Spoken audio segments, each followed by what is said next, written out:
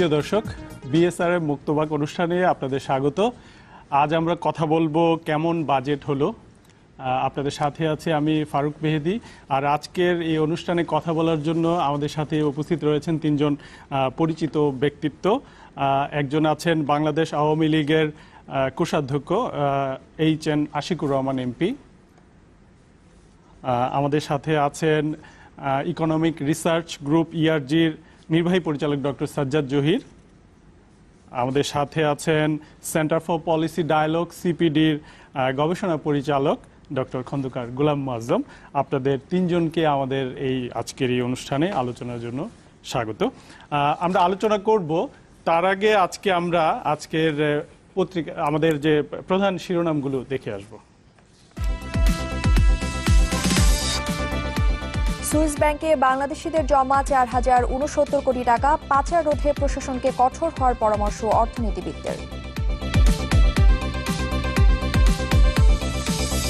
3 সিটিতে প্রার্থীদের মনোনয়ন দাখিল, গাজীপুরে ভোটে কিছু অনিয়ম ছিল, পর্যবেক্ষক জোটের তথ্য, মার্কিন রাষ্ট্রদূতের উদ্বেগ।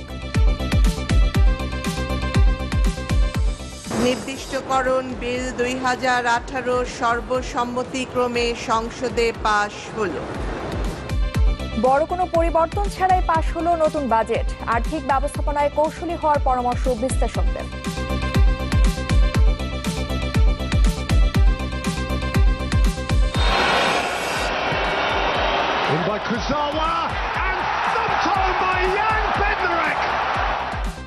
পোল্যান্ডের কাছে হেরেও নকআউট পর্বে এশিয়ার প্রতিনিধি জাপান, সেনেগালকে হারিয়ে গ্রুপ চ্যাম্পিয়ন কলম্বিয়া।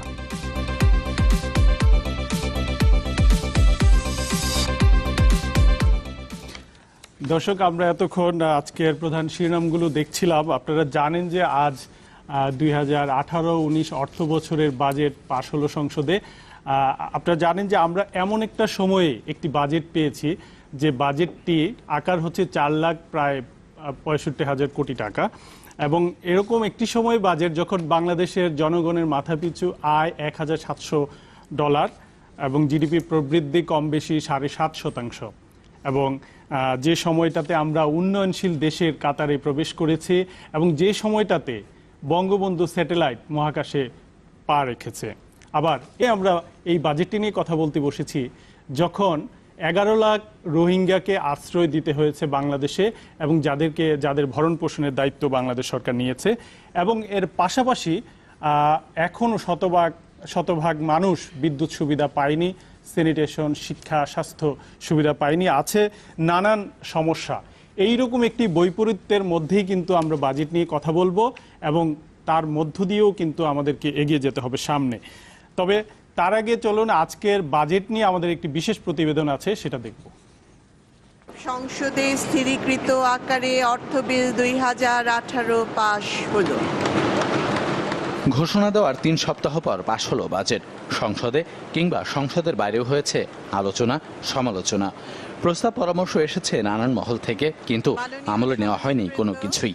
ফলে প্রস্তাবিত 4,64,573 কোটি টাকার পুরোটাই খরচ করতে চায় সরকার। এর মধ্যে 2,85,000 কোটি যাবে অনুন্নয়ন খাত, অর্থাৎ বেতন ভাতা আর সুদ পরিশোধে, আর উন্নয়নের জন্য বরাদ্দ 1,80,000 কোটির মতো, যা বিনিয়োগ করে আগামী অর্থ বছরে প্রবৃদ্ধি নেওয়ার লক্ষ্য 7.8%। অর্থনীতিতে সবসময় সম্পদের অভাব আছে, এবং আপনি যা করতে চান সব কাজ আপনাকে করতে পারবেন না। সুতরাং আপনাকে নির্ধারণ করতে হবে যে কোন কাজটা ভালো আগে করব, কোন কাজটা পরে করা হবে। আমাদের এখানে যে বাজেটে যেভাবে বরাদ্দ হচ্ছে, সেখানে এই ধরনের কোনো প্রায়োরিটাইজেশন দেখা যাচ্ছে না। এই বাজেটে ছোট বড় পরিবর্তন এসেছে বেশ কয়েকটি, যেমন ব্যাংক খাতে কমানো হলেও বেড়েছে পোশাক খাতের কর্পোরেট কর, 9 থেকে কমিয়ে 5 ধাপ করা হয়েছে মূল্য সংযোজন করের স্তর। এছাড়া শুল্ক ব্যবস্থায় পরিবর্তন এসেছে বিভিন্ন পণ্য এবং সেবায়ও। আর এসব পরিবর্তন এনে রাজস্ব আদায়ের লক্ষ্য রাখা হয়েছে 3,39,000 কোটি টাকা। এর মধ্যে এনবিআরকেই আদায় করতে হবে 2,96,000 কোটি। তবে নতুন বাজেটের আকার বাড়লেও বঞ্চিত থেকে গেছে শিক্ষা স্বাস্থ্যের মতো গুরুত্বপূর্ণ খাত, যা ভবিষ্যতে আরো বড় সংকট হয়ে দেখা দেবে বলে মনে করছেন বিশ্লেষকরা। উৎপাদনশীলতা বাড়ছে না, সরকারের ব্যয় বাড়ছে। এখন এইভাবে যদি ব্যয় বাড়ানো হয় তাহলে দেখা যাবে যে কর্মচারীদের বেতন এবং সুদের টাকা দিয়েই সব টাকা খরচ হয়ে যাবে। কাজে এই বিষয়টি সম্পর্ক সরকারের একটি দীর্ঘমেয়াদী নীতির প্রয়োজন রয়েছে। জিডিপির ৩১.৫% থাকা বিনিয়োগকে নেওয়ার লক্ষ্যমাত্রা দেওয়া হয়েছে ৩৩.৫%, কিন্তু সেজন্য দেওয়া হয়নি স্পষ্ট রূপরেখা। এছাড়া বিদেশি বিনিয়োগ আকর্ষণেও নেই কাঠামোগত সংস্কারের উদ্যোগ, যাকে ব্যবসায়ীরা দেখছেন বড় ঘাটতি হিসেবে।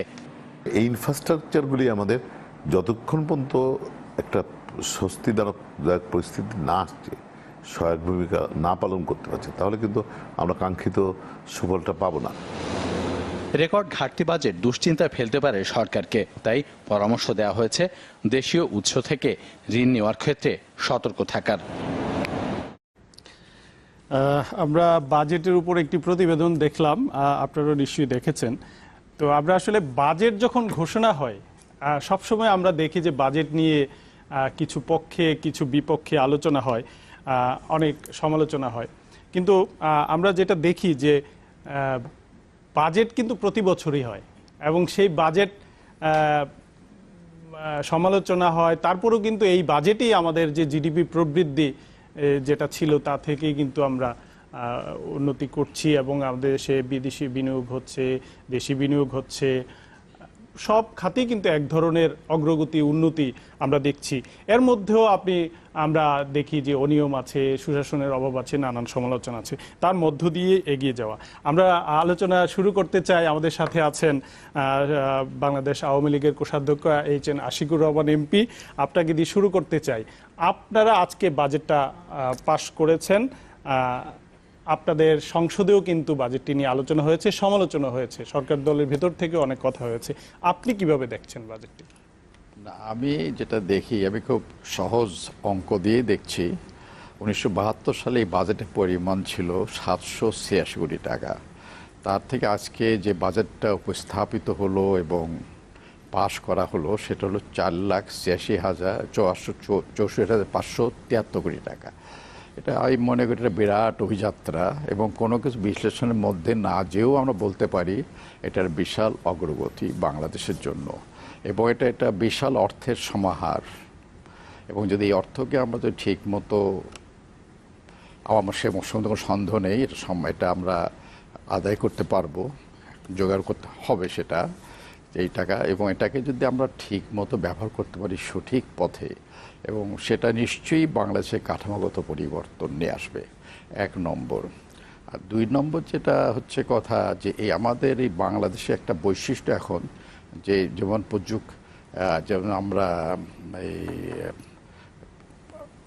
প্রবৃদ্ধি যেমন প্রসার দেখছি, তার সাথে আমাদের প্রযুক্তির ব্যবহারও কিন্তু বাড়ছে। দুটো একটা মিলন বাংলাদেশে দেখতে পাচ্ছি। আমরা প্রবৃদ্ধি দিয়ে সামনে দিয়ে এগিয়ে যাচ্ছি, আবার প্রযুক্তির ব্যবহারেও কিন্তু আমরা পারঙ্গম হচ্ছি। প্রায় 13 কোটি মানুষের হাতে মোবাইল, গ্রামের ছেলেরা টুইটার ইউজ করছে, ইমেল ইউজ করছে, এবং বিজ্ঞানটা তৃণমূলে পৌঁছে গেছে এবং খুব তাড়াতাড়ি, বলতে হবে 5 কি 8 বছরের মধ্যেই বঙ্গবন্ধু কন্যা শেখ হাসিনা যে ডিজিটাল বাংলাদেশ বলেছেন, সত্যিকার অর্থেই পৌঁছে গেছে তৃণমূলে। মোবাইলটা বড় কথা না, বড় কথা হচ্ছে যে বিজ্ঞানের সাথে ছেলে মেয়েদের পরিচিতি আসছে এবং এটা উদ্ভাবনী শক্তির বিকাশ করবে। আমি এখন মনে পড়ে যে 1972 সালের পরে বঙ্গবন্ধু পাওয়ার টিলার দিয়েছিলেন, হাজার হাজার পাওয়ার টিলার গ্রামেগঞ্জ। উনি চেয়েছিলেন যে এই কৃষিকাজটা যান্ত্রিকভাবে করা যায় কিনা, কিন্তু 1 বছরের মধ্যেই পাওয়ার টিলারগুলো নষ্ট হয়ে গেল। তার কারণ হলো একটা বল্টু খুলে গেছে, বল্টু তার লাগাইতে পারে নাই কৃষক ভাই, একটা বেল্টটা লাগাইতে পারে নাই।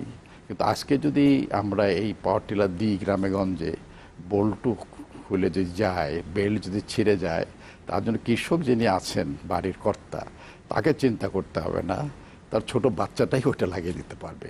এই প্রযুক্তির জ্ঞানটা চলে গেছে। আমরা একটা এমন জায়গায় আসছি, আমরা সামনে এগিয়ে যাচ্ছি। তবে কথা হলো যে কোনো বাজেটের মধ্যে অনেক কিছু আমাদের আশা থাকে, আকাঙ্ক্ষা থাকে, স্বাধীনতার আশা আকাঙ্ক্ষা আছে, কিন্তু মানুষ দরিদ্র, অনেক বেশি মানুষ, চাহিদা অনেক বেশি। এই চাহিদা সাথে আমাদের স্বপ্নের সাথে এবং উপাদান সৃজনের মধ্যে একটা সাম্য সৃষ্টি করা কিন্তু কঠিন ব্যাপার। এটা জটিল সমীকরণ।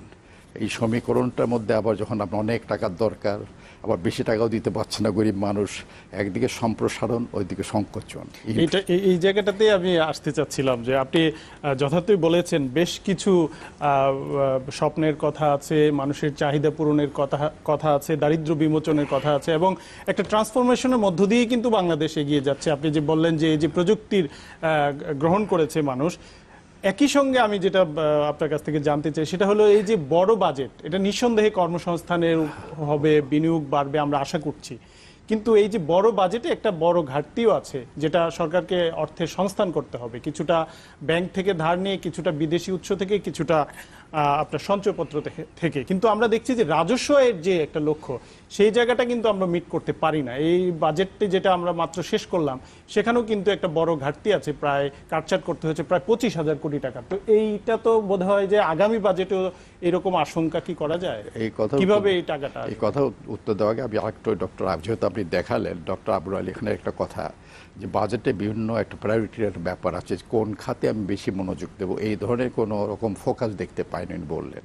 কিন্তু উনি বোধহয় দেখেন, হয়তো এটা খেয়াল হয়তো পড়ে নাই ওনার নজরে, কম্পিউটারে যে দেশীয় যে প্রোডাকশন, তার মধ্যে কিন্তু অনেকগুলো জিনিস জিরো ইয়েতে করে দেওয়া, তারপরে প্রযুক্তির পরে কিন্তু গভর্নমেন্ট প্রযুক্তির সাথে দক্ষতাটার সম্পর্ক আছে।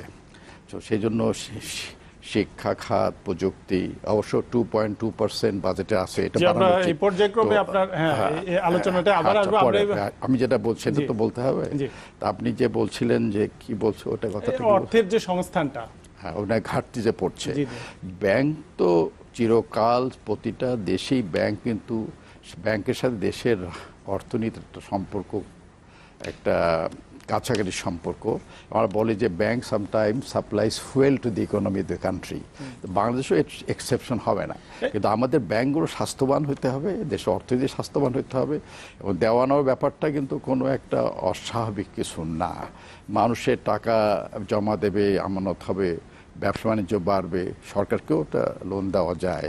এবং আপনাকে সেকেন্ড ওয়ার্ল্ড ওয়ারে যে আমেরিকান ওয়ার এফার্টস ওয়াজ ফাইন্যান্সড বাই সিটি ব্যাংক, পুরা ওয়ার্ডটারই অনেক তারা দিয়েছে। না, নিঃসন্দেহে আমাদের মতো অর্থনীতির জন্য আমাদেরকে ঘাটতি বাজেট নিতে হবে, আমাদের চাহিদা পূরণ করতে হবে। ঘাটতি মানে হচ্ছে মোর ডেফিসিট মিন্স মোর ডেভেলপমেন্ট। জি, আমরা আরো আলাপ করব। আমরা একটু ডক্টর সাজ্জাদ জহির আপনার কাছে আসতে চাই।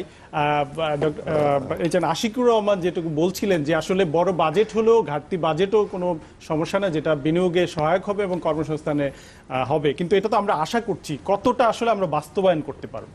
আমি যেহেতু বাজেট হয়ে গেছে, বাজেটকে ইনফ্লুয়েন্স করার কোনো সুযোগ নেই।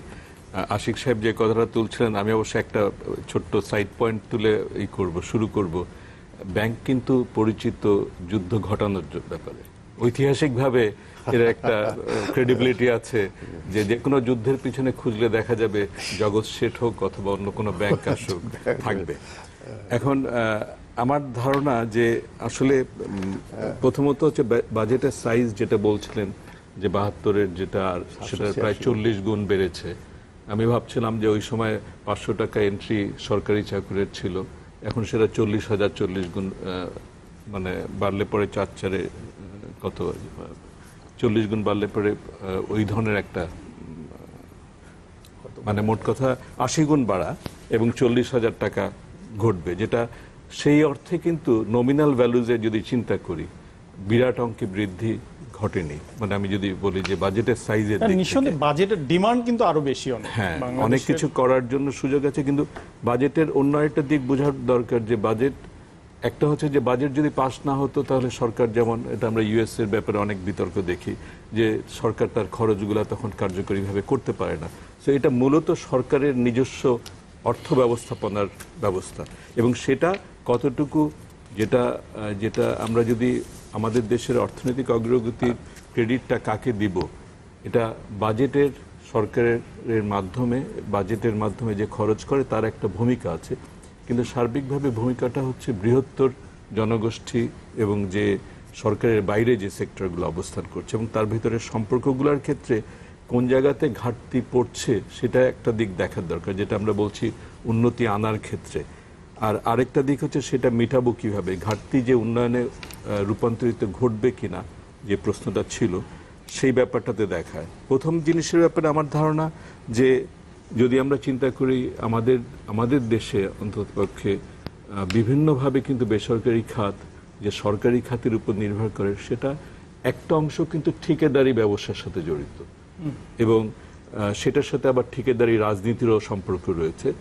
আর অন্যদিকে কিন্তু যেটা গত কয়েক বছরে যে দিকটার প্রতি হয়তো আরও একটু গুরুত্ব দেওয়া যেতে পারত, যে আমরা কিন্তু একটা বড় ডিপার্চার ঘটেছে ওই দৈনন্দিন জিনিস মেটানোর চাইতে বড় আকারের একটা মেগা প্রজেক্টসগুলা ইনফ্রাস্ট্রাকচারের বিনিয়োগ, যেটা আসলে আমাদের যেটা একটা ঐতিহাসিক ইসের দিক থেকে বড় ডিপার্চার, যেটা একটা ডিরেকশনও দেখায়। কিন্তু সেটার জায়গাতে এসে আমাদের ভাবার দরকার যে বাজেটের ধ্যান ধারণার থেকে বেরিয়ে এসে যেখানে যারা কিনা বাইরের জগতের, সেটা বিশ্ব ব্যাংক হোক অথবা অন্যান্য যে সকল দেশ আমাদের ব্যাপারে আগ্রহী, তাদের ক্ষেত্রে কিন্তু 3 থেকে 5 বছর মেয়াদী পরিকল্পনা চলছে এবং তারই প্রতিফলন আমরা বিভিন্ন সময় দেখি। কিন্তু আমাদের আলোচনা খুব দুঃখজনকভাবে বাৎসরিক ভিত্তিতে, সেটা রাজনীতিবিদদের ক্ষেত্রে যেমন, তেমনি আমরা অর্থনীতির অঙ্গনে যারা বাইরে আলাপ আলোচনা করি, তারাও এরকম বাৎসরিক ভিত্তিতে ছোটোখাটো এই ট্যাক্স বাড়ানো কমানোর ভিতরে আবদ্ধ থাকছি। ওই জায়গাতে মনে হয় একটা মানে এটা সংস্কারের প্রয়োজন, মানে যে আপনি বলছেন চিন্তার ক্ষেত্রে সংস্কারের প্রয়োজন এবং আলোচনার কেন্দ্রবিন্দুটা সেখানে কিন্তু যখন আমরা ইনফ্রাস্ট্রাকচারে যাচ্ছি তখন আমরা আলোচনা করব। একটু ডক্টর গোলাম মোয়াজ্জেম আপনার কাছে আসতে চাই।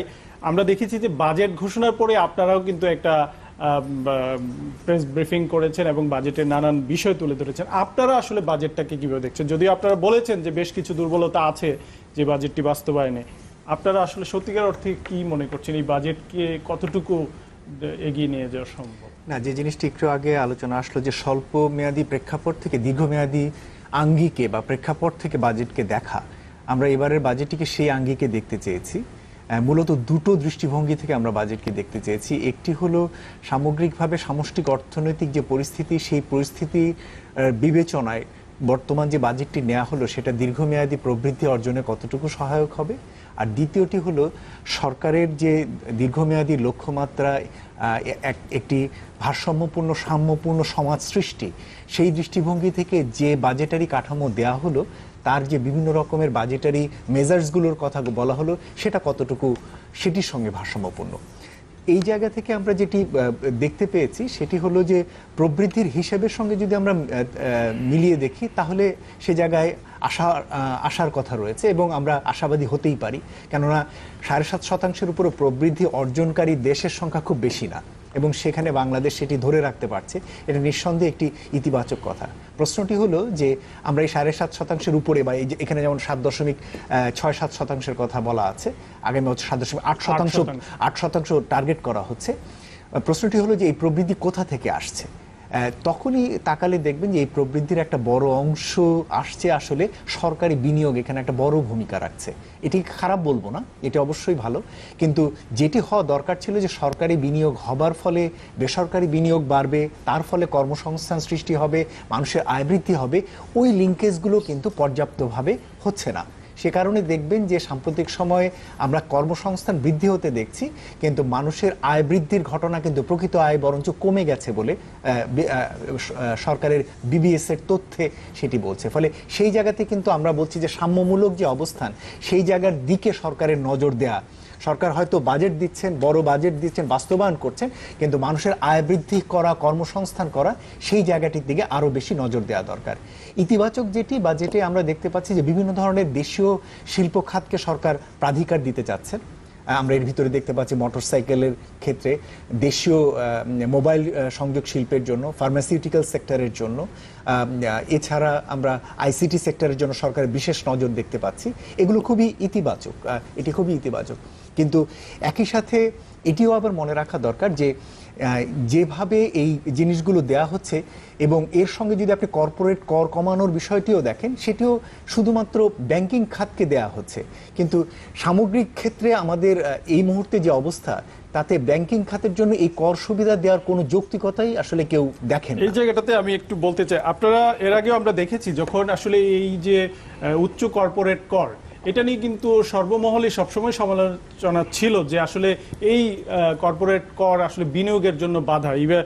আমরা আপনাদের এই যে সিপিডি বা আরো অন্য যে গবেষণা প্রতিষ্ঠান তারাও এটা বলেছে, এখন আপনারা এটাকে অনৈতিক বলেছেন।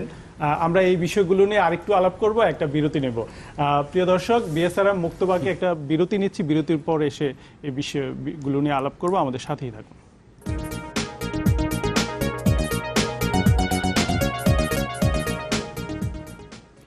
প্রিয় দর্শক, আপনারা দেখছেন বিএসআরএম মুক্তবাক। আমরা আজকে কথা বলছিলাম কেমন বাজেট হলো। ডক্টর গোলাম মোয়াজ্জেম, বিরতির আগেই আপনার সাথে কথা হচ্ছিল যে আপনারা এবার যে কর্পোরেট ট্যাক্স কমানো হলো এটার মোটামুটি আপত্তি করেছেন, এটাকে অনৈতিকও বলেছেন। আমার জানার বিষয়টা হলো যে আমরা বলি যে বিনিয়োগের জন্য এই বেশি কর্পোরেট কর বাধা, আবার যখন কমানো হলো সেটাকে অনৈতিক বলছেন। আসলে এইটা কোন প্রেক্ষাপটে আপনাদের মনে হলো? দেখুন, কর্পোরেট কর হার কমালে সাধারণত তত্ত্বীয়ভাবে যেটি বলা হয়ে থাকে যে এর ফলে বিনিয়োগকারীর হাতে বিনিয়োগযোগ্য তহবিল বাড়বে এবং তিনি নতুন করে বিনিয়োগ করবেন এবং তার মাধ্যমে নতুন করে কর্মসংস্থান বাড়বে এবং আয় বৃদ্ধি ঘটবে। এটি হচ্ছে স্বাভাবিক হিসেব। কিন্তু এটি হবার জন্য যে কাম্য পরিস্থিতি দেশের ভিতরে থাকা দরকার, যেমন অবকাঠামো প্রস্তুত থাকা, একই সাথে যা যোগাযোগ অন্যান্য ব্যবস্থা থাকা, যদি রপ্তানিকৃত শিল্প হয় তাহলে রপ্তানি চাহিদা থাকা যথেষ্টভাবে, দেশে যদি দেশি বাজার যদি হয় তাহলে ভোক্তা পর্যায়ে যথেষ্ট চাহিদা থাকা। এই সব বিচারে আমাদের কাছে কিন্তু মনে হয়নি যে কর্পোরেট কর হার কমালেই যে বিনিয়োগ করতে পারবেন বিনিয়োগকারী এবং তার ফলে যে উৎপাদন এবং কর্মসংস্থানে তার যে সরাসরি যে সরল রৈখিক যে পরিস্থিতি সেটির ক্ষেত্রে এখানে কিছুটা দোদুল্যমানতা ছিল, সেজন্য আমরাও এই জায়গায় সরাসরি অবস্থান করিনি। তার জায়গায় গিয়ে সুবিধাটি দেয়া হলো কাদেরকে? দেয়া হলো ব্যাংকিং খাতকে, এবং যাদের সাথে সরাসরি আসলে যদি আমি বলি রিয়েল সেক্টরের সাথে তাদের সরাসরি সম্পর্ক নেই, বরঞ্চ তারা ইন্টারমিডিয়ারি হিসেবে এখানে কাজ করে। যদি তর্কের জন্য ধরেও নেই যে দেয়া দরকার, তাহলে বরঞ্চ দেয়া দরকার ছিল রিয়েল সেক্টরে যারা কাজ করেন, অর্থাৎ যারা সরাসরি বিনিয়োগ করছেন তাদের ক্ষেত্রে যদি আপনি এই সুবিধাটা দিতেন তাহলে আপনি প্রত্যাশিতভাবে আপনি এই সুবিধাটির ফলাফল দেখতে পারতেন। কিন্তু যাদের কাছে দিয়েছেন এই যুক্তিতে, এবং যেটি একেবারেই স্বাভাবিক যে নর্ম যেটির মধ্যে হওয়ার কথা না, যে সুদের হার তারা কমিয়ে দেবেন এবং তার ফলে একই সাথে যারা বিনিয়োগকারী তার জন্য সুবিধা হবে। এটা তো সরকার বলেছে যে আসলে এটা আপনি খেয়াল করবেন যে এনবিআর চেয়ারম্যান কিন্তু বলেছে যে তাদেরকে এইরকম একটি শর্তে দেওয়া হয়েছে যে তারা যদি কর্পোরেট কর কমানোর ফলে যদি সুদের হার কমায় তাহলেই কিন্তু এটা কার্যকর হবে। আপনার কাছে কি কখনো এরকম জিনিস কি মনে হয় যে একটি দেশের ব্যাংকিং খাতের সুদের হার নির্ধারণের বিষয়টি বোর্ড অফ ডিরেক্টরস ঠিক করবেন এবং সেই বিষয়ে এটা যদিও একটি কম্পিটিটিভ ব্যাপার, হ্যাঁ, এবং সেটা তো আসলে মূলত যারা ব্যাংকের ম্যানেজমেন্ট রয়েছেন আমার সাথে মনে হয় যে স্বাভাবিকভাবে কর্পোরেট বোর্ডের কমানো হবে, কিন্তু বেনিফিট আসলে তো আসলে যারা সাধারণ সবারই পাওয়ার কথা, গ্রাহক যারা আছেন, কারণ যদি সুদের হার কমিয়ে আসে, ওদের যদি কস্ট কমে আসে, সেই ক্ষেত্রে তো এটা মানে সরকারের চাওয়ার মধ্যে এক ধরনের দিক আছে এবং মানুষও মনে করতে পারে যে এটা থেকে বেনিফিট পাওয়া। আমি এখানে দু ধরনের বিষয়ের বক্তব্য দেখছি। প্রথমত হলো যে সুদের হার নির্ধারণের প্রক্রিয়াগত যে দুর্বলতা বা ত্রুটি দেখতে পাচ্ছি আমরা, সেই জায়গাটিতে সাধারণত ব্যাংকের ম্যানেজমেন্ট বা ব্যাংক বা আন্তঃব্যাংক যে সমস্ত বাজারে তাদের লেনদেন, সেই বিষয়গুলোর ভিত্তিতে সাধারণত সুদের হার নির্ধারণের বিষয়টি থাকে। এই ক্ষেত্রে বোর্ড বলছেন যে যদি এটা কমে আসে তাহলে এটার মানে যথার্থতা হবে না, এটি হলো একটি দিক। আর দ্বিতীয় আর একটি দিক হলো যে প্রেক্ষাপটে এখন আমরা আবার শুনতে পাচ্ছি যে সুদের হার কমানোর ক্ষেত্রে নতুন করে অনেকগুলো শর্ত আবার দেওয়া হচ্ছে। সুতরাং সামগ্রিকভাবে যেভাবে সুদের হার কমানোর যে প্রক্রিয়াগত যে বিষয়গুলোকে নিয়ে আসা হচ্ছে, পুরো বিষয়টিকে আরো বেশি জটিল এবং অস্বচ্ছ করে তুলছে। আচ্ছা, আমরা এবার একটু ডক্টর সাজ্জাদ জয় আপনার কাছে আসতে চাই। এখানে আরো কিছু ব্যাপার ছিল যে ব্যাংকিং খাতে যে বেশ কিছু অনিয়ম এবং কেলেঙ্কারি ঘটেছে, এর ফলেও আসলে এই ধরনের সুবিধা দেওয়া ঠিক হয়নি। আপনি কি মনে করছেন যে আসলে এটার কারণে কি অন্য গ্রাহকরা ক্ষতিগ্রস্ত হবে নাকি? আমি আগের পয়েন্টে, কারণ সুদের হারের বিষয়টা বাজেটের বিষয় না, এবং সুদের হারের আলোচনাটা এমন একটা ফার্সিক্যাল হয়ে বসছে, হাস্যকর জায়গাতে চলে গেছে যে এটা গোজামিল যা কিছুই যেভাবেই আমরা চেষ্টা করি না কেন এটাকে কোনোভাবে মানে মাছ শাক দিয়ে ঢাকার মতো ব্যাপার দাঁড়াবে। আর আমি আগের আলোচনায় যাচ্ছি, কর্পোরেট ট্যাক্সের যে ব্যাপারটা একটু কনফিউশন জেগে যায় যদি আমরা যেটা চেষ্টা করছিল যে রিয়েল সেক্টর আর ফাইন্যান্সিয়াল সেক্টরের ভিতরে তফাৎ নেই, যেটা আশিকুদ্দৌলা সাহেব উনি যেটা তুলছিলেন যে ব্যাংকিং সেক্টর ফাইন্যান্স করে, কিন্তু ফাইন্যান্স করার একটা ইন্টারমিডিয়ারি রোল হিসেবে তুলছিলেন। সুতরাং কর্পোরেট ট্যাক্স এই কথাটা বলে আমরা অনেক কিছু কনফিউজিং করে বসি, যেটা আসছে যে আসলে প্রকৃত খাতগুলোতে, শিল্প খাতে যদি সেখানে সাশ্রয় আসে, বিনিয়োগের সুবিধাটা বাড়ে, রিটার্নটা বাড়ে। একটা কিন্তু উদ্যোগ নেওয়া হয়েছে, যদি আমরা খেয়াল করি, ডিভিডেন্ডের ডবল ট্যাক্সেশন যাতে না হয়, অর্থাৎ আমি আমার প্রফিট থেকে যে অংশটা ভাগিদার হচ্ছি, সেই আয়টা যেহেতু একবার কর্পোরেট ট্যাক্স দেওয়ার পরে তারপরে দেওয়া হচ্ছে ডিভিডেন্ড, সেই ডিভিডেন্ডটা আবার নতুন করে যেন ট্যাক্সের আওতায় না আসে, সেটা একটা ইনসেন্টিভ তৈরি করবে বলে আমরা আরো আলাপ শুনবো। একজন দর্শক সম্ভবত আছেন আমাদের সাথে, আমরা শুনে আসি যে উনি দর্শক নাম বলে প্রশ্নটি করুন আপনি। জি, আমি মোহাম্মদ শাহিন মিরপুর থেকে বলছি। জি বলুন। এই যে নির্মাণ সামগ্রীর দাম কমানো হয়েছে কিন্তু বাজেটে, কিন্তু এখনো দাম কমানো হচ্ছে না, কিন্তু কোন জিনিসের দাম যদি বাড়ানো হয় তাহলে সাথে সাথে বাড়ায় দেওয়া হয়, এটার কারণটা কি? জি, আমরা আপনার বিষয়টা নিয়ে আলাপ করব। দর্শক আপনি নিশ্চয়ই শুনেছেন যে বলেছে যে এটা আমরা আসলে ট্রেডিশনালি দেখি, বাজেট ঘোষণার সাথে সাথেই কিন্তু জিনিসপত্রের দাম বেড়ে যায়, কিন্তু যে জিনিসের দাম কমানো সেটা কিন্তু আমরা দেখি না। এই জায়গাটাতে আপনি কি বলবেন?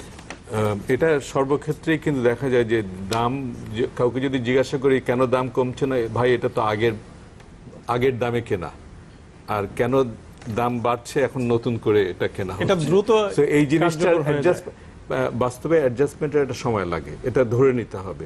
কিন্তু উপরে উঠে আবার কেন কমে না, সেখানে এসে কিন্তু যে জায়গাতে আমি মোয়াজ্জেমের এই সামষ্টিক এবং ব্যষ্টিকের একটা তফাৎ জানার দরকার। সবকিছু সামষ্টিকের দিকে নজর দিলেই চলে না। আমাদের দেশের বড় সমস্যা, আজকে যদি কোনো কারণে একটা জায়গায় বাজারে দাম বেড়ে যায়, সঙ্গে সঙ্গে একটা দালাল চলে আসবে যে তখন একটা খাজনা আদায় করতে শুরু করবে, এবং সেটা কিন্তু বেসরকারি খাতের দালাল যেমন হচ্ছে, তেমনি দুঃখজনকভাবে সরকার যখন ট্যাক্স নিয়োগ করতে যায় তখন যে জায়গাতে ভ্যালু এডিশন হচ্ছে, যে জায়গাতে হঠাৎ করে দেখা গেল যে পাঠাও বা উবারের একটা সার্ভিসের থেকে আয়ের উৎস তৈরি হয়েছে, সঙ্গে সঙ্গে আমি ঝাঁপিয়ে পড়লাম ওই আয়ের উপরে আমার ভাগটা কিভাবে আনতে পারি। ঠিক একইভাবে কোনো এক জায়গায় যদি দাম বেড়ে সেটা যদি বাড়তি লাভের সুযোগ তৈরি করে দেয়, এবং সেই জায়গাতে যে যদি কোনো দালাল প্রকৃতির লোক এসে স্থায়ীভাবে বাসিন্দা নিয়ে বসে, তখন কিন্তু দামটা নামতে পারে না, যেটা আমি ওই ভদ্রলোকের প্রশ্নের প্রেক্ষিতে বলছি। এবং আমাদের দেশে দুঃখজনক হচ্ছে, আমরা যতই আইটির কথা বলি, যতই, যেমন আমি দেখছিলাম যে আমাদের এখানে কি বলা হচ্ছে যে এনফোর্সমেন্টের জন্য এমপ্লয়ার্স লায়াবিলিটি, অর্থাৎ এমপ্লয়ারদেরকে প্রতি 3 মাস বা 6 মাস অন্তর অন্তর ট্যাক্স ডিপার্টমেন্টের কাছে সব কিছু বিস্তারিত জানাতে হবে। আমি জমা দিলাম, আমার প্রতিষ্ঠানের থেকে আমি জমা দিলাম, সেটা registrar of joint stock company হোক অথবা ট্যাক্স ডিপার্টমেন্টের কাছে হোক। এই জমা দেওয়ার যে কাউন্টার অ্যাকাউন্টেবিলিটিটা, অর্থাৎ ওই সরকারি প্রতিষ্ঠান যে আমাকে বলবে যে হ্যাঁ আমি নিয়েছি এবং আমি এই লোকটার কাছ থেকে পেয়েছি, সেটা কিন্তু আর হয় না। এগুলো অ্যাকুমুলেটেড হতে থাকে নানানভাবে, এবং পরবর্তীতে যে আবার নিপীড়ন চলে যায়। অর্থাৎ আমি যতক্ষণ না পর্যন্ত এনফোর্সমেন্ট এজেন্সিগুলোকে অ্যাকাউন্টেবল করার জন্য মাইক্রো লেভেলে ব্যবস্থাগুলো নিচ্ছি, কোনোভাবে কোনো কিছু করা। এই জায়গায় তো আরেকটা বিষয় আছে রাজস্বর ক্ষেত্রে, আমি একটু এইচএন আশিকুর রহমান আপনার কাছে আসতে চাই। যে আমি আগেও বলেছেন যে এই যে বড় বাজেটে কিভাবে টাকাটা আসবে, রাজস্ব খাতে একটা বড় লক্ষ্যমাত্রা কিন্তু আমরা দেখছি যে মোট রাজস্ব প্রায় 3,39,280 কোটি টাকা, এর মধ্যে এনবিআরই আদায় করতে হবে 2,96,201 কোটি টাকা। আমরা ঘাটতি বাজেট দেখছি, মানে ঘাটতি আদায় হচ্ছে না, লক্ষ্যমাত্রা বড় ছিল। এইবারও কিন্তু বড় একটা লক্ষ্য আছে, কিন্তু যেটা মানুষের বলার বিষয়, মানুষ বলে যে রাজস্ব দেওয়ার সক্ষমতা কিন্তু মানুষের আছে, কিন্তু সেই মানুষগুলোকে নেটের মধ্যে আনা যাচ্ছে না। এই দুর্বলতাটা কোথায়? এনবিআর কি সেই সক্ষমতাটা অর্জন করতে, মানে সরকার কি তাকে ক্যাপাসিটি বিল্ডিং করতে দিচ্ছে না, নাকি আসলে সেই জায়গাটা রিচ করার মতো ক্যাপাসিটি আসলে তৈরি করা যাবে না?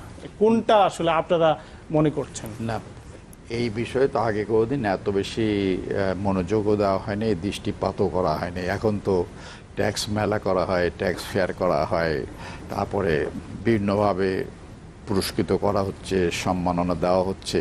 প্রয়াস এখন সরকারের যথেষ্ট বেশি এবং আগের থেকে অনেক বেশি। নেটটা যদি বিস্তৃত না হয়েই থাকে তো 786 কোটি থেকে আজকে 4,64,000 কোটি টাকা যে এসে গেল আসতো না। এবং কি কিছুদিন আগে বিএনপির আমলেও 87,000 কোটি ছিল। তো হয়তো ঘাটতি পড়ছে, কিন্তু আমরা একটা দৃশ্যমানের মধ্যে দেখছি যে 25,000-30,000 কোটি, কিন্তু আমরা ওখানে চলে যাচ্ছি। এবং এই কথা সত্য যে বহু মানুষ যাদের ট্যাক্স দেওয়ার কথা সে তারা ট্যাক্স দিচ্ছে না, কারণ আমরা ওইভাবে সতর্কভাবে তাদেরকে নিয়ে আসতে পারছি না। নিশ্চয়ই একটা এখানে যখন পূর্ব পাকিস্তান ছিল একটাই ইনকাম ট্যাক্স অফিস ছিল, এখন ঢাকাতেই তো প্রায় 30-40টা সার্কেল, অনেক কিছু বেড়েছে। এবং তো বাড়ার সাথে হয়তো যত তাড়াতাড়ি বাড়ার কথা সেটা হচ্ছে না।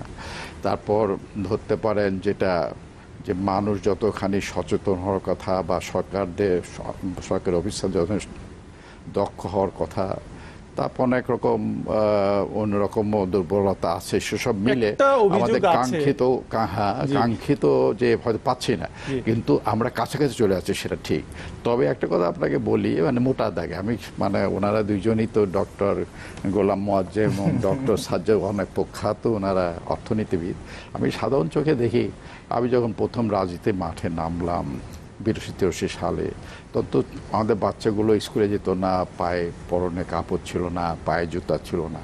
এখন তো গ্রামে গঞ্জে গেলে ওই কী বলে বোতলে পানি দেয়। মানুষের যতই দাম বাড়ুক না কেন, ইনফ্লেশন যাই হয়ে থাকুক না কেন, এটা সহনশীলতার মধ্যে আছে। মানুষের জীবনে পরিবর্তন অনেক হয়েছে, মানুষ স্বপ্ন দেখতে শিখছে, মানুষ তাদের গ্রামের গণ্ডি ছেড়ে সামনে এগিয়ে যাচ্ছে, বিদেশেও চলে যাচ্ছে। তবে চ্যালেঞ্জগুলো হচ্ছে অন্য জায়গায়। ধরেন আমি মনে করি চ্যালেঞ্জটা আমাদের ডিপেন্ডেন্সি রিলেশনশিপ। আজকে যে আমরা উন্নয়নশীল দেশে আমরা পরিণত হলাম, তার মধ্যে একটা হচ্ছে পার ক্যাপিটা ইনকাম, এবং পার ক্যাপিটা ইনকাম বাইরে থেকে অনেক টাকা আসছে, তাই না? কিন্তু বেশিরভাগ আমাদের শ্রমিক রয়েছে সৌদি আরবিয়া, মিডল ইস্টে, মালয়েশিয়াতে, এবং তারা অদক্ষ এবং একটা অনীহা দেখা যাচ্ছে, তারা তাই চায় না ভালো। তাহলে আমরা ওখানে ডিপেন্ডেন্সি, তারা যদি হঠাৎ করে বলে যেমন নেব না বা বন্ধ করে দেয়, তার সাথে সাথে পার ক্যাপিটা ড্রপ করবে। We have to sustain this.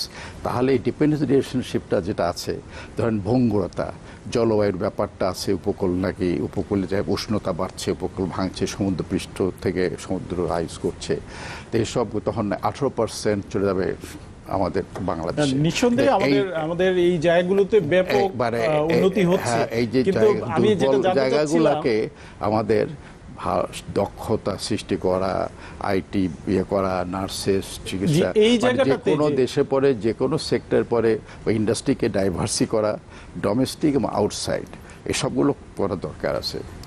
আর যে ব্যাংকের যে মানে কর্পোরেট যে হলো, যেমন একদিকে এটা ব্যাংকের পরে অসম্ভব একটা আক্রমণ চলছে, এদিকে ব্যাংকের মানুষদেরকে লুটেরা বলা হচ্ছে। এখন এটা কিন্তু ব্যাংক সিস্টেমের ব্যাপার না, সেটা কিন্তু ব্যাংকিং গভর্নেন্সের ব্যাপার। হ্যাঁ, হতে পারে প্রাইভেট বা নতুন ব্যাংকের পুরো, কিন্তু বেশিরভাগ স্ক্যানার কিন্তু সোনালী ব্যাংক, রূপালী ব্যাংক, জনতা ব্যাংক, তাদের কিন্তু মূলধন ঘাটতি অনেক অনেক বেশি, হাজার হাজার টাকা। তার কাছে কিন্তু এই নতুন ব্যাংক কাছেই নেই, কিন্তু সমস্ত কথাটাগুলো কিন্তু পড়ছে এসে। এখন এখন যেমন বলা হচ্ছে একদিকে 40-এর জায়গায় 37, কিন্তু এইদিকে বলা হচ্ছে যে হঠাৎ করে যে 5% নামিয়ে নিয়ে আসতে হবে, 6%, সিঙ্গেল ডিজিট 9%-এ। এখন যে সমস্ত আপনি আমানত নিলেন 11-12-13%-এ নিলেন, হঠাৎ করে আপনি যদি সেটা 9% আসে, বিষয় তো আসছে যে ব্যাংকিং খাতে এই যে অনেক টাকা নিয়ে গেল, গুটি কয় মানুষ আসলে, সবাই তো আসলে অনিয়ম করে না, আজকে আপনি 5% করলে যারা মানে স্বভাবজাত নন পারফর্মার বা ডিফল্টার হাজার হাজার কোটি টাকা নিয়ে গেছে, 2,000-3,000, they will stand to benefit more by the interest remission. মানে আপনি যদি 5% যখন যে, কিন্তু তাদেরকে তো আপনি মওকুফ করে দিয়েছেন না, কোথায় মওকুফ একটা লম্বা সময়ের জন্য মওকুফ তো করা আছে, ওর পরেও আবার আপনি ইন্টারেস্ট রেটটা 11% থেকে 5% নিয়ে আসলে তাদের তো চিন্তা করেন কত টাকা, তো বেনিফিটটা আপনি কি মনে করেন এতে সাধারণ মানুষ হঠাৎ করে সমস্ত শিল্পপতি হয়ে যাবে, ব্যবসা? তা তো হবে না। এর ভিতরে এখন কাদের বেশি লাভ হিসাব করে দেখেন। আসল কথা, ব্যাংকে আপনার নিয়ন্ত্রণটা ভালো রাখতে হবে, আপনার লোনটা ভালোভাবে লোনটা নজরটা দিতে হবে। এটা কিভাবে সম্ভব? মনিটর এটা আশিকুর রহমান, আপনারা তো সরকারে আছেন, আমরা দেখছি যে এখানে একটা রেগুলেটরি বডি আছে, বাংলাদেশ ব্যাংক আছে, তারপরে ব্যাংকগুলোর নিজস্ব সার্ভিলেন্স ডিপার্টমেন্ট আছে, তারপরেও কিন্তু একের পর এক এই ঘটনাগুলো আমরা দেখছি, এবং শুধু সরকারি ব্যাংকে নয়, বেসরকারি ব্যাংকে এবং নতুন প্রজন্মের যে ব্যাংকগুলো সেইগুলোতেও হচ্ছে। আমরা একটা ব্যাংককে দেউলিয়া হতে দেখেছি। অনেক দিন ধরে অনেক বেশি অঙ্কে ঘটনাগুলো ঘটছে, এবং সরকারি ব্যাংকের সমস্ত প্রক্রিয়া কিন্তু অনেক বেশি স্লথ, সেই জন্য মানুষ প্রাইভেট ব্যাংকের দিকে আসে। তবে আমি মনে করি বাংলাদেশ ব্যাংকে অনেক বেশি শক্তিশালী, জোরদার, অনেক বেশি দক্ষতা করা উচিত, যে so that they are able to enforce and they should have the biting teeth. এখন কিন্তু বাংলাদেশ ব্যাংকের বাইটিং টেথটা কম, কামড়াতে পারে না, তারপর যে কোনো কিছু করলে কোর্টে চলে যায়। বাট আমার মনে হয় এখন কোর্ট কিন্তু তারাও কিন্তু এখন একটু শক্ত হয়ে যাচ্ছে, এখন গেলে কিন্তু লোকে একটা স্থগিতাদেশ পাচ্ছে। জি, আমরা ডক্টর সাজ্জাদ জহির আপনার কাছে আসতে চাই যে এই যে ব্যাংকিং খাত নিয়ে অনেক কথা হচ্ছে, এরই মধ্যে কিন্তু ব্যাংকিং খাত থেকে আবার বড় একটা টাকা সরকার নিয়ে বাজেট বাস্তবায়ন করবে একটা লক্ষ্য ঠিক করা হয়েছে। আমরা দেখছি যে প্রায় 42,000 কোটি টাকা ব্যাংক থেকে নেওয়া হবে। টোটাল আমরা যদি বলি 1,25,913 কোটি টাকা, 293 কোটি টাকা আসলে ঘাটতি বাজেট। তো সেটা যদি নেয় তাহলে মানুষ ঠিকভাবে টাকা পাবে কিনা বিনিয়োগের জন্য? আমরা দেখছি যে একটা তারল্য সংকট কিন্তু ছিল, সিআরআর কমানো হয়েছিল 1% যাতে তহবিল পাওয়া যায়। সেই রকম একটা অবস্থা আপনি কিভাবে দেখছেন বিষয়টি? প্রথমত অর্থ এবং ব্যাংক তার ভূমিকাটা কিন্তু একটু ক্লিয়ার হয়ে নেওয়া ভালো, যে এটা এক জায়গা থেকে আরেক জায়গায়। এর মধ্যে আবার আমরা দেখছি যে অর্থমন্ত্রী বলেছেন যে জুলাই থেকে একটা পদক্ষেপ নেওয়া হবে, আবার পরিকল্পনা মন্ত্রী বলেছেন যে 2 মাসের মধ্যেই সমাধান। এটা আসলে কতটুকু কিসের সমাধান ব্যাংকিং খাতের যে সমস্যাগুলো সমাধান? হ্যাঁ, কারণ ব্যাংকিং খাতে প্রথমত আমি একটু ডিফার করব আশিক আপনার সাথে, যে আসলে সিস্টেমটা এটা যেমনভাবে মোয়াজ্জেম বলছিল যে সরকারি বিনিয়োগের সাথে বেসরকারি বিনিয়োগ ওতপ্রোতভাবে জড়িত, তেমনি সরকারি ব্যাংকের ব্যর্থতার সাথে বেসরকারি ব্যাংকের লুটপাটও কিন্তু ওতপ্রোতভাবে কম বেশি হচ্ছে। কিন্তু যতক্ষণে ফোকাস করা হচ্ছে যে নতুন ব্যাংক দেওয়া হচ্ছে, এটা তো রাজনীতি হয়তো ব্যক্তিত্ব জড়িত আছে, কিন্তু অনেক কিছু দেখেই মানে ফর দি ফার্স্ট টাইম দেখা হয়েছে টাকাটা হোয়াইট মানি কেনা, সব কাগজপত্র ঠিক আছে কিনা, যতখানি স্ক্রুটিনি করে এই ব্যাংকগুলো দেওয়া হয়েছে, আগের ব্যাংকগুলো কিন্তু এত স্ক্রুটিনি করা হয় না। আমার মনে হয় এই জায়গাতে দ্যাট ইজ ট্রু।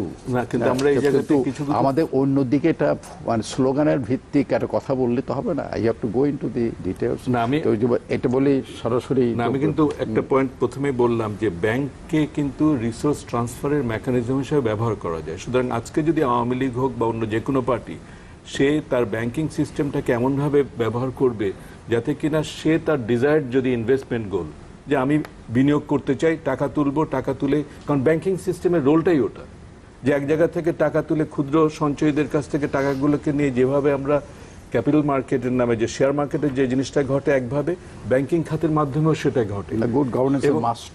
এবং সেখানে যদি কোনো একটা সেন্স অফ ডিরেকশন থাকতো, যে আজকে কোনো একটা সরকার নির্দিষ্ট খাতে ব্যাংকগুলোকে প্রমোট করছে, নির্দিষ্ট ব্যক্তিদেরকে প্রমোট করছে উইথ এ পারপাস। না, বাংলাদেশ ব্যাংক তো খুব স্ট্রং একটা রেগুলেটরি বডি। আনফরচুনেটলি হ্যাঁ, উচিত যখন বলছেন তখন পলিটিক্যাল এন্টিটিকে নিজের ভিতরে ভাবাটা আসছে। ইন্ডিপেন্ডেন্ট, স্ট্রং, কিন্তু দক্ষ, এই ধরনের একটা হওয়া উচিত। তারা এনফোর্স করতে পারার মতো।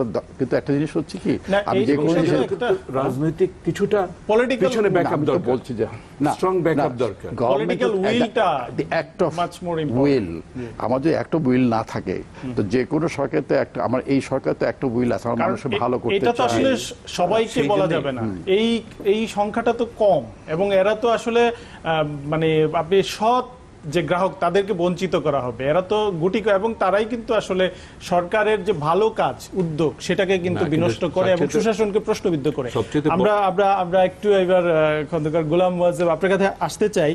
এই যে আমরা দেখছি যে এমন সময় বাজেট যখন আমরা একটা নির্বাচন সামনে, সেই রকম একটা অবস্থায় কিন্তু আমাদের উন্নয়ন বাজেট কিন্তু প্রায় 1,80,000 কোটি টাকা। সেই বাজেটটা আমরা তো উন্নয়ন বাজেটেও দেখি যে দুর্বলতা থাকে বাস্তবায়নের। এই বাজেট ঘিরে আপনার কি মানে চিন্তা ভাবনা, যে এই বাজেটটা তো কাটছাট করতে হয়েছে গত বাজেটেও, সামনে কি দেখছেন? আমরা কিন্তু আসলে যেটা মনে করেছিলাম যে সরকার যেহেতু বর্তমান বাজেটটি এমন সময় দিবে যে নির্বাচন উত্তর সময়কালেও এই বাজেটের অর্ধেকটা বাস্তবায়ন হবে, সুতরাং অনেক বেশি নির্বাচন কেন্দ্রিক একটা আবহ থাকবে এটার ভিতরে, কিন্তু সেরকম কিন্তু আমরা খুব বড় রকম কোনো রেখাপাত বাজেটের ভিতরে দেখিনি। যতটুকু দেখেছি সেটি হলো উন্নয়ন বাজেটের ভিতরে যে প্রকল্পগুলো নেওয়া, সেখানে আমরা আধিক্য দেখেছি। যেমন আমরা দেখেছি যে 1 লক্ষ টাকার প্রকল্প নেওয়ার প্রবণতা রয়েছে, এর অন্যান্য বছরও ছিল, এবছর সেটি 3 গুণ হয়ে গেছে। 1 লক্ষ টাকার মনে হয় 62টি প্রকল্প নেওয়া হয়েছে, মাত্র 1 লক্ষ টাকা বরাদ্দ হবে এই বছর। শুধুই হচ্ছে যে এগুলো দেয়াই হবে হলো এই যে তুমি দেখো তোমার এলাকাতে কাজ করছি, এরকম একটা প্রবণতা আছে। 1 কোটি টাকার প্রকল্প সংখ্যা দ্বিগুণ হয়ে গেছে। হ্যাঁ, তো এই ধরনের প্রকল্প নেওয়ারই একটা প্রবণতা থাকে যে এটা বাজেটকে নির্বাচনকে মাথায় রেখে, এমনকি আগেও আলোচনা এসছে, কোন দিক থেকে সেটা আসবে জানি না, যে এমপিদের জন্য আলাদা থোক বরাদ্দ রাখবার ব্যাপারেও একটা সিদ্ধান্ত রয়েছে। স্থানীয় পর্যায়ে ধর্মীয় প্রতিষ্ঠান, শিক্ষা প্রতিষ্ঠানের জন্য এগুলো জনগণের জন্য কাজ করতে একটা পয়েন্ট বলতে চাই। এখন একটা কথা প্রায় বলা হয় ইনফরমেশন ইজ পাওয়ার। তো আমি সময় ভাবি যে সামরিক যারা অনেক সময় ক্ষমতা গ্রহণ করে, সামরিক বাহিনী, অসুবিধা, তারা তো শিক্ষিত, জ্ঞানী, বুদ্ধিমান, তারা পারেন না কেন? তাদের ইনফরমেশন নাই, কোন গ্রামে কোথায় কোন রাস্তা হবে, কোন প্রকল্প দরকার, কোন স্কুলটা ভেঙে পড়ছে, এই খবরটা তাদের নাই। হাজার চেষ্টা করলেও তারা একটা এফিশিয়েন্ট সরকার হইতে পারে না। তো এখন যদি এমপিদের যে থোক বরাদ্দ দিচ্ছে, শুধু এমপির পকেটে যাবে না, এমপিকে বলা হচ্ছে কোন রাস্তা সব থেকে ভালো, ইউ চুজ, কোন স্কুলটা দরকার, ইউ চুজ। এটা দোষের কিছু না, দোষটা তখনই হয় এই যে ইনফরমেশন পাওয়ার, এই যে কানেক্টিভিটিটা, ইনফরমেশন ছাড়া তো গভর্নমেন্ট চলবে না। What is an MP? He is a post office sort of thing, link between the government, policy making and the people. এবং আপনি যে নিডসগুলো আপনি যথায় তার দুর্বলতার জায়গাটা যদি বলেন, আপনি বলছিলেন কিন্তু হ্যাঁ, দুর্বলতার জায়গাটার সাথে আমি আমার কাছে মনে হচ্ছে যে তোমাদের যেটা প্রথম বললে, যেটা নির্বাচনী বাজেটের সেই ইঙ্গিতটা পাওনি। এবং আমার জানা মতে নমিনেশনের আগে বিভিন্ন লোক যে পরিমাণ খরচ করছে তার সাথে বাজেটের কোনো সম্পর্ক নেই। নমিনেশন দিব তাকেই যে কিনা গ্রহণযোগ্য, এটা কিন্তু এক ধরনের প্রতিদ্বন্দ্বিতা তৈরি করেছে, যেটার ফলে ব্যক্তি তার নিজের টাকা খরচ করছে, কোথা থেকে সেটা পরের বিষয়। কিন্তু যেটা বাজেটের সাথে কিন্তু ডাইরেক্টলি নির্বাচনের যেটা উনি তুলছেন, সেটা এটা তো কোথাও কোনো লেখা থাকে না, লেখা না থাকলেও কিন্তু বড় আকারে কোনো ইঙ্গিত আমার ডক্টর সাজ্জাদ এক জায়গায় বললো যে অনেক যে বিদ্যুৎ হয়নি, এটা হয়নি, বাট না হলেও মানুষ তো না, এইটা কিন্তু উনি যথার্থ, মানে এমপিদেরকে তো, এমপিরা তো জনপ্রতিনিধি, তারাই কাজ করবে, তাদের জনগণের জন্য কাজ করবে। কিন্তু এই প্রশ্নটা আসছে কেন যে আসলে এই টাকাটা যথাযথভাবে ব্যবহার হবে কিনা, হচ্ছে কিনা, এটা আসলে ট্রেডিশনালি মানুষের মধ্যে এক ধরনের আপনি খেয়াল করবেন যে এই যে বিভিন্ন জায়গায় আমরা গণমাধ্যমে দেখেছি যে উন্নয়নের কাজে যে এই যে রডের বদলে বাঁশ ব্যবহার বা এই যে অনিয়ম, সেই জায়গাগুলোতে আসলে আমাকে যদি আপনি এখন 5,000 কম্বল দেন গরিব মানুষের জন্য, আমি কিন্তু এখনো এতদিন ধরে আমি আছি, 5,000 সপ্তাহে গরিব মানুষ খুঁজে বের করতে পারবো না। কারণ আমার কাছে আমি এটা বোঝা খুবই কঠিন কোন 5,000কে আমি দিব। তখন আমাকে যেতে হয় ইউনিয়ন পরিষদের মধ্যে, ভাই তুমি বের করো, তুমি এখানে মানে ওই ধরনের অ্যালোকেশনই ভুল না, অ্যালোকেশন ভুল না। হ্যাঁ, অফকোর্স আমরা রাজনীতি কেন করছি, এমন দিন রাজনীতি করছি, এমন দিন যে মানুষকে কম্বল দেওয়ার মতো সিচুয়েশন থাকবে না, সেই জন্য। বা যতদিন আপনি সেই জায়গায় যেতে পারছেন না, শীতকালে উত্তরাঞ্চলে এত শীত, মানুষ মারা যাচ্ছে, তখন আপনার তো আমি পুরাটা হয়তো সমাধান করতে পারবো না, কিন্তু আমার চেষ্টা তো থাকবে। অক্ষমতা আছে, সক্ষমতা হয়তো নাই, কিন্তু আমার মনের একটা ক্রন্দন, তাদেরকে সাহায্য করার একটা চেষ্টা তো থাকতেই হবে আমাকে। সেটা না হলে তো ওই সাইডটা টোটাল বাজেটের দিকে কিন্তু তাকালে এটা খুবই নিরাপত্তা বলে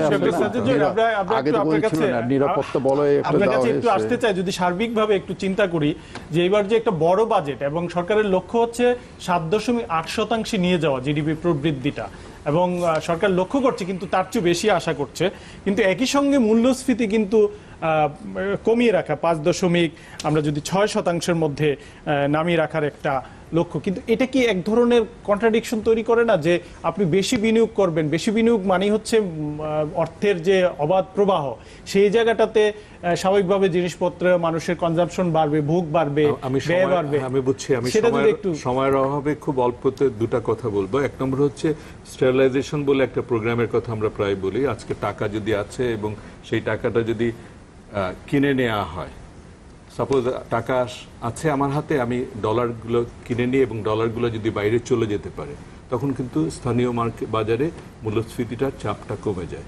অর্থাৎ মূল্যস্ফীতিটাকে প্রশমিত রাখার সাথে অর্থ পাচারের একটা মানে আমি বলবো পজিটিভ রিলেশন সম্পর্ক আছে, এটাকে প্রথমে বুঝতে হবে। দ্বিতীয়ত আরেকটা জিনিসও বুঝতে হবে যে কথাটা আমি শুরুতে তুলছিলাম, যে আসলে আমাদের দেশের ডিজাইনগুলো কতটুকু আমাদের দেশের ভিতরে নিয়ন্ত্রণে আর কতটুকু আঞ্চলিক এবং গ্লোবাল পর্যায়ের ডিসিশন মেকিং বিনিয়োগের ক্ষেত্রে মানে যেহেতু একটু বাণিজ্য তো এখন আমাদের আসলে আমরা ইন্টিগ্রেটেড অন্য কান্ট্রিগুলোর সাথে, এবং এখানে বাইরের থেকে যে অর্থগুলো আসছে বিনিয়োগের নামে, দেন মানে ইসের নামে, অর্থ লেন্ডিং এর নামে আসুক, সেই অর্থগুলো কিন্তু আবার বেরিয়ে যাওয়ারও মেকানিজম তৈরি হয়। এবং খেয়াল রাখার দরকার আগামী 5-10 বছরে শেয়ার মার্কেটের প্রতি যে কি হচ্ছে এবং আপনাকে দিয়ে শেষ করতে চাই, আমরা একদম শেষ পর্যায়ে আছি। অল্প কথায় যদি বলেন যে আসলে এই যে বাজেট, আমরা বড় বাজেট, আলটিমেটলি আমরা চাইবো যে একটা বাজেটটা বাস্তবায়ন হবে, বেশি মানুষের কর্মসংস্থান হবে, বিনিয়োগ হবে, মানুষ একটু ভালো অবস্থায় থাকবে। আপনার কি মনে হয় যদি অল্প কথায় চ্যালেঞ্জগুলো কি কি? আমি তো প্রথাগত অর্থনীতিবিদ না, আমি মনে হচ্ছে যে 6.7.2%, 7.4% এগুলো আমার কাছে খুব বেশি অ্যাপিল করে না। আমি মনে করি এটা 50% হওয়া উচিত। আপনি যদি আজকে সাতক্ষীরায় যদি উন্নয়ন করেন কিছুই নাই, 100% হয়। আপনি যদি দেখবেন যে বাংলাদেশের মধ্যে বৈষম্য কিন্তু বেড়ে যাচ্ছে, উত্তরাঞ্চলে অনেক বেশি দারিদ্র, এদিকে নারায়ণগঞ্জের সাথে কম দারিদ্র। আমি যতদিন ভাবি সোজা পথ, উনি একটু বলছিলেন বড় প্রকল্প করা হচ্ছে, এতদিন ডবল ট্র্যাক ট্রেন হওয়া উচিত, 6 লেন রাস্তা হওয়া উচিত, অনেক এয়ারড্রাম উচিত, মাসে যে কোনো পয়েন্টে যে কোনো পয়েন্ট 4 ঘন্টায় যাওয়া উচিত। এবং ঢাকা ক্যাপিটাল, ঢাকার মতোই এখন যে অবস্থা, ঢাকার চেয়ে এত লোক আসছে আমার নড়তে, এখানে আসতেও তো মানে মানুষ নড়তে পারছে না। পুরা বাংলাকে সুষম ডেভেলপমেন্ট হওয়া উচিত আমি মনে করি। এবং দূরত্ব, লেখাপড়ার দূরত্ব, সম্ভাবনার দূরত্ব, গ্রামে অঞ্চলের দূরত্ব, এটাকে যতখানি পারা যায় হ্রাস করা দরকার, সেটাই বাজেটের উদ্দেশ্য হওয়া উচিত। এবং এই দূরত্ব হ্রাসই কিন্তু রাজনৈতিক বা রাজনীতির সাথে জটিল সমস্যা। এই সমস্যা এটা 19 নম্বর আর্টিকেলে আছে কনস্টিটিউশনে, বঙ্গবন্ধু যে কনস্টিটিউশন করেছেন তার মধ্যে লেখা আছে অঞ্চল অঞ্চলে মানুষের দূরত্ব, এই জায়গাটা অনেক বেশি আঞ্চলিক বৈষম্য কমাতে হবে, সবাই যাতে সমানভাবে এগিয়ে যায়। 37,000 50,000 প্রাইমারি স্কুল করেছে সরকারিকরণ, শুধু সরকারিকরণ করলেই হবে বেতন দেওয়ার জন্য না, আমাদের ওখানে মানসম্পন্ন শিক্ষা দিতে হবে, দক্ষতা সৃষ্টি করতে হবে, তবেই বাজেটটা এমনি সাধন হিসাবে কিন্তু মানুষ অনেক এগিয়ে গিয়েছে। গ্রামে আলো জ্বলছে, আলোকিত বাংলাদেশ, সন্দেহ নাই আমরা এগিয়ে যেতে পারি, কিন্তু কতগুলো জিনিসকে ফোকাস করতে ওই সব জায়গায় 6.2% সব বড় কথা না। বড় কথা হচ্ছে আমি মনে করি যে নিশ্চয়ই আপনার আশার মধ্যে আমরাও কিন্তু এক ধরনের আশা দেখি, কারণ সরকার অবশ্যই দেশের মানুষের আয় বাড়ানোর জন্য, বিনিয়োগ বাড়ানোর জন্য, কর্মসংস্থান বাড়ানোর জন্য একটি বড় বাজেট দিয়ে থাকে। অনেক সময় এটা পূরণ করা যায় না যে অর্থের সংস্থান করা যায় না, কিন্তু আমাদের কথা সবারই কথা, সবাই আমরা চাই যে একটি সুন্দর বাংলাদেশ, উন্নত দেশ, এবং যেহেতু আমরা একটি উন্নয়নশীল দেশের যাত্রার মধ্যে আছি, দরকার হচ্ছে যে জায়গাগুলোতে দুর্বলতা আছে, যেখানে ডক্টর সাজ্জাদ জহির, ডক্টর গোলাম মুয়াজ্জম বলেছেন যে এই দুর্বলতাগুলো যদি কাটানো যায়, সুশাসন যদি নিশ্চিত করা যায় এবং সবগুলো স্টেক হোল্ডারের মধ্যে যদি সমন্বয় করা যায়, তাহলেই মনে হয় যে একটি অর্থনীতি যথাযথভাবে কাজ করবে এবং সরকারের চাওয়া, মানুষের চাওয়া একভাবে একটা জায়গায় এসে মিলিত হবে। আপনাদের অসংখ্য ধন্যবাদ আমাদের স্টুডিওতে এসে কথা বলার জন্য। প্রিয় দর্শক, শেষ করব বিএসআরএম মুক্তবাক। দেখা হবে আগামী পর্বে। আপনারা ভালো থাকুন, সুস্থ থাকুন।